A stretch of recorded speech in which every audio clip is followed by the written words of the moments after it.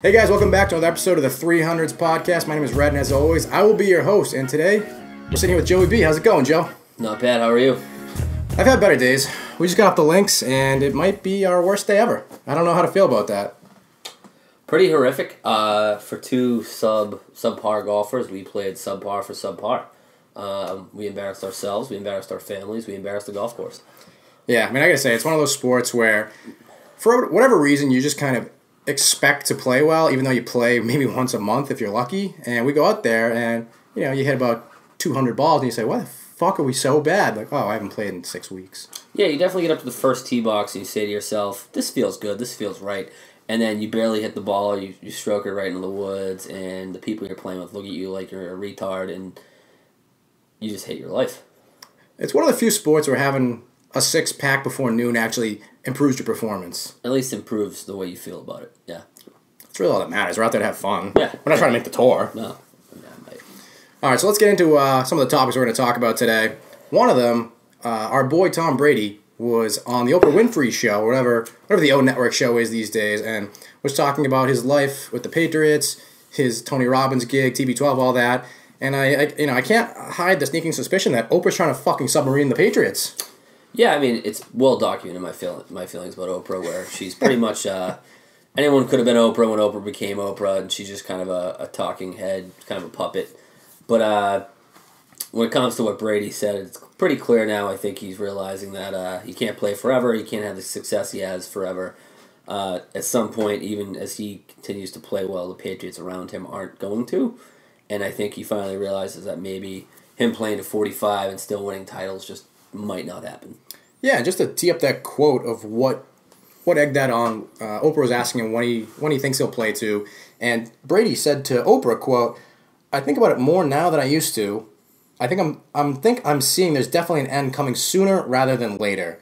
And that is frightening. This is a guy that, watching Tom vs. Time, his little mini docuseries, where this was a guy talking about, I'm willing to give up my life, are you? He was going to play till his mid-40s. You know, he's 40 now. He's going to turn 41. He's going to play to his mid-40s. He's going to play as long as he possibly can. He's going to play into, late into his 40s. He was a guy. I think he's mentioned 45 a couple of times. 45 seemed like the number he was going towards, yep. Which would be unprecedented. I mean, Brett Favre played until he's 42. Warren Moon played till I think he was 41 or 42. But now, Kurt Warner. Kurt Warner, he's in his late 30s. Kurt Warner played late. No one's played this late, this well as Tom Brady. But now he's got they obviously lose the Super Bowl. He gets kind of into a scuffle, whether it's real or imagined or what. There's a lot of smoke going on with Bill Belichick and the Patriots. A lot of bullshit going on. And now all of a sudden he's saying, I think it's sooner than later. Like, well, why the fuck did we trade away our 25-year-old future quarterback if the end's sooner than later? And the real shame here is that it's all that pliability going to waste. I mean, he's been working on his pliability for years now. He's, from what I've been told, extremely pliable. He's quite pliable. Most pliable guy I've ever heard of. Maybe the most pliable guy ever. And it might all go to waste because he might retire over the next couple of years. Yeah. Now, I don't know what you think. Obviously, TB12 is his next business, and this is something that he's setting up to be something he's going to be doing for the next 20, 30, 40 years. He wants to franchise it. He talks about it. There have been clips that they've been playing. I didn't listen to the whole thing, but clips I heard on the radio of his interview with Oprah talking about how he likes to think of himself as a spiritual being, and he thinks he's got a higher purpose, and it sounds all very, very close to Scientology, which kind of scares me. And with all that being said, he obviously thinks TB12, pliability, all that shit, drinking lots and lots of water, as unique Himalayan as that sounds. pink salt. Yeah. Pink salt. Yep. All that sounds to be a lot more important to him than playing football and winning Super Bowls. So now I'm concerned that he could retire at any moment, and you wouldn't really have to be surprised by it. No, not at all. I blame that weird ass Alex Guerrero. I don't know what kind of hold he has over Brady or why. I think it's dollar signs more than anything else. We've seen a lot of people kind of fall under some sort of spell under the guise of just making money. So unfortunately, I think. If someone promises Brady dollars and dollars and dollars after he retires and becomes more of a sports nutritionist, guru, cult leader type of guy, as long as he doesn't start branding chicks, I think that's his next step. That's a scary thing. I don't even think it's about money. He literally thinks he's not even Tony Robbins. He help. Like Tony Robbins is self-help.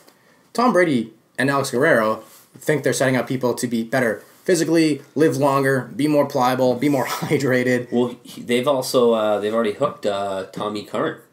Yeah. Not only does Tommy Curran went to Alex Guerrero, he brings his kids there.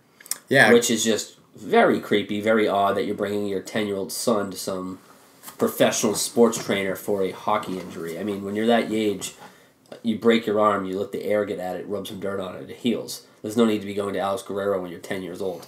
So the fact that they're now starting to go that route, that's a huge red flag. Yeah, and we touched on this a little bit in the last episode, but just kind of talking about the media on media crime that's going on in Boston. Tommy Curran, he's a little, he's got a little bit of conflict of interest having been a client of Alex Guerrero. And in the past, I would say, he went there, he did a story, whatever. But the more I heard about it, he's actual client. His kid's a client, like you said. And listening to clips, him and Shaughnessy called into the night show in 98.5 to basically argue with each other. And Tommy Curran's talking about Alex Guerrero saying, he's a fucking genius. So, if you're on the program and it works for you, I understand that. But you also can't be reporting on it, fighting back against other guys saying they're biased. Yeah, and I think, especially in these kinds of arguments, the difference between a client and a believer, where Tom E. Curran isn't a client so much as, an eye doctor or, somewhere you go to get your car fixed. He's a believer. He worships at the cult of Alex Guerrero. And that's where it gets creepy and really kind of over the line in terms of being an unbiased member of the media. Yeah, and then not to go down too much of the TB12 rabbit hole, because, we could talk about this on every podcast ever for the next... Are rat holes like rabbit holes? Are they similar things? It's the same thing. You go down there. You get Jack Russell Terrier, pull them out. But with TB12, last week there was the whole Julian Edelman situation where he tested positive for a substance that they're still trying to figure out exactly what it was. But the biggest thing was Julian Edelman was a client of TB12. So he put out his statement saying, I don't know what happened. I tested positive. I'm sorry. I don't know what was going on.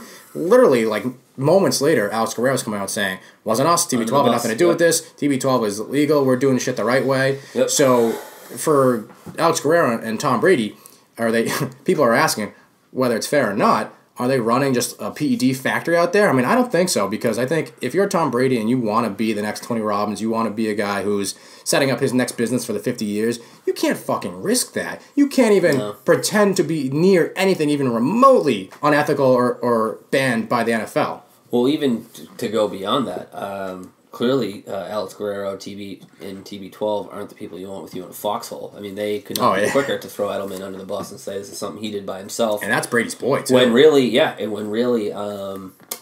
technically speaking, he hasn't even been found guilty of anything in a court of NFL law or whatever you want to call it. So that was, for me, the big thing was that they were so quick to distance themselves from one of their bigger clients. But in terms of they running a PED factory, I don't know. You never know. He's got a shady past. He has a fake degree in Eastern medicine. He called himself a doctor for a number of years when he, in fact, is not a doctor. It's some weird. He sold cancer cures. He sold concussion prevention water. So I don't think they're. People forget Tom Brady did that. I don't think they're running that type of factor, that type of situation. But you can't rule it out. You never know. So it's very fair to ask those questions. It's very fair. It's some weird in between Scientology and Catch Me If You Can. I don't know what they're up to. Confidence will get you a long way in this world, man. Yeah, 100%. Now I know you're not a big fan of it, but we're going to talk about it. Soccer and the World Cup. Now, started just the other day. Yep. Today is a big day for World Cup. There's about 5 games going on. So if you like soccer, you're gonna get drunk on soccer today. Now I know you had some grind your gears a little bit. You wanted to talk about the World Cup. Yeah, I mean, so the question is, if you follow the World Cup, are you un-American? My position is yes. Soccer is a game played outside the United States by lesser men and lesser women. They still play here. Barely. There's a reason why our best athletes don't play it, hence why we don't win any championships, because let's face it, if our best athletes played soccer, we'd win everything. Like we win everything else. I was having that debate at the bar the other day. Imagine if we had the Kobe Bryants, the LeBron Jameses, Kevin Durant's. Fun fact, you know who they say would have been the best U.S. soccer player ever was AI. He would be a great because he wasn't because Durant, I mean, he's too tall. Too tall, yeah. AI was 6'1", 215, solid as a rock, that lateral movement. He'd be a phenomenal soccer player. A fantastic soccer player. But he had these things called testicles. So he played a man's sport. a man's game, and yeah, you guys playing long distance ping pong, knock yourselves out. So I'll be not watching it for the next, I don't know, what is it? How long does it go? It goes about a month. Like 10 years? Yeah. All right. The thing with soccer that is interesting, obviously it's cultural. It's huge in Europe, Spain, England, particularly France. Brazil, Latin America, Australia. Yeah, so it's huge in those countries. But Canada. the one thing that Portugal. I think Russia. about, yes, you're naming every country in the world besides the United States. I get that. Now, obviously in the United States, the biggest sports are basketball, football, baseball, hockey. And also, those are the sports you make the money in.